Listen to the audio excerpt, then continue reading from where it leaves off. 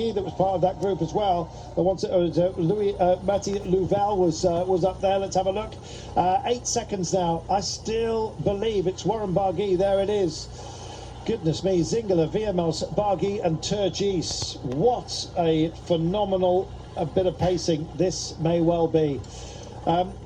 Personally speaking, Warren Barguil, I would absolutely love to see him do some damage here today.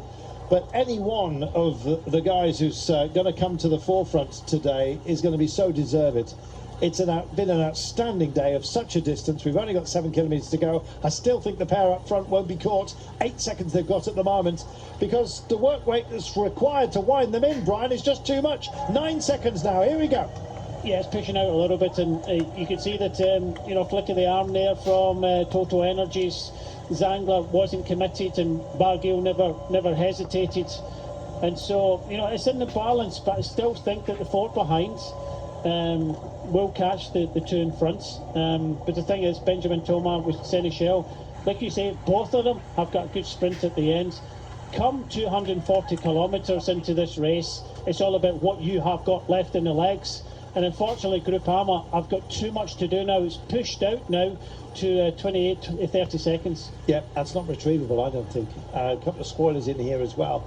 Look at Total Energies just sitting on their back wheel because of Turgis and Viamos. You can see that, of course, the World Champions jersey just off your screen as well. Behind Arnaud Démare is trying to sit in and pray that these guys can possibly wind them back in.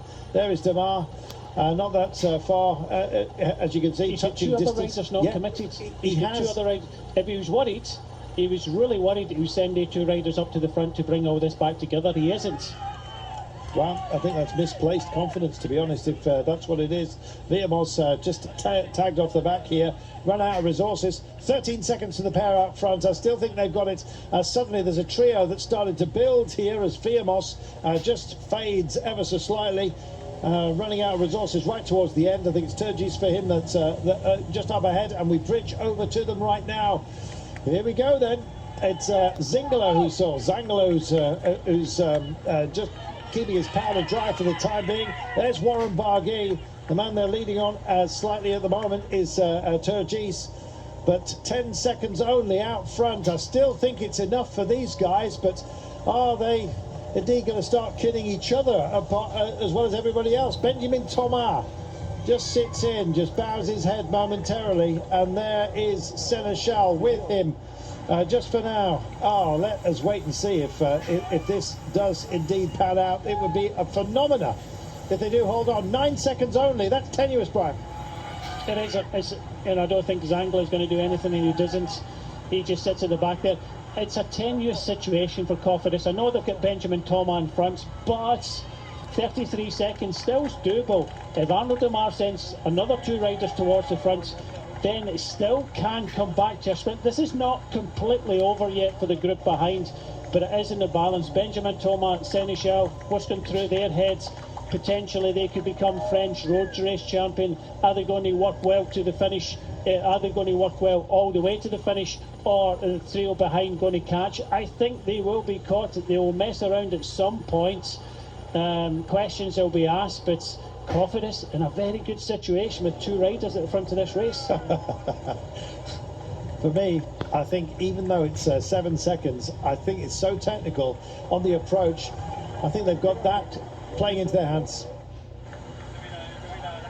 Check over the shoulders here. They can't quite decide on the work rate. It looks to me like Warren Barguil, if anyone's going to make the steal, it may well be him. He's a master of keeping his light under a bushel, and here he goes. He just starts to come through and take a turn right now. Now, is he working for anybody? That's the big question. Meanwhile, out front, Benjamin Thomas still doing his thing. What about Anthony Turgis here? Turgis doesn't look like he's got anything to offer, and certainly doesn't want to do so just for the time being. And here we go, they're still resting. Benjamin Thomas with Florian Seneschal. Seneschal out of the saddle, plonks back into it as well. 3.6 kilometres to go. This is the last little rise, apart from the one at the very end, and it is Barguil that's closing this down. Barguil's the man with the strength on this slight little false flat just for the time being, and suddenly they pick it up, and it's Seneschal that kicks on. Only 2 seconds, says the clock. Have they indeed burned themselves themselves out. Let's wait and see. Have they got anything left? If they want to start to pour it on, it's going to have to be soon. They'll have to work together. I think they're just pulling out the gap ever so slightly, and it's because Florian Seneschal has just actioned a little bit of pace. Benjamin Thomas sitting in, could mug him. Let's see. The interest for me is Zangler at the back here. He's in a free ride. If they do come together, Zangler is going to go straight over the top in my book. You know, the old 1-2, but Cofidis in a very good situation. I think Benjamin Thomas has to be very wary of Seneschal now. But with 5 seconds inside the last 3 kilometres, this is going to be tight. But I can clearly see that the peloton are not going to get up to the 5 in front. They're not. So can Seneschal deliver here? Will Benjamin Thomas, who's sitting in, he's got the excuse that he's got a teammate in Zangler back here. Warren Barguil just digging deep. Everybody is digging extraordinarily deep at the moment. This is a phenomenal finale. Anthony Turgis just picks himself back up, tries to engage with something. 3 seconds, 4 seconds, and still they hold on. If it was cat and mouse, I think they've parked that up. 2.3 to go. Don't forget the last little section of twists and turns. They should be able to thread themselves through this.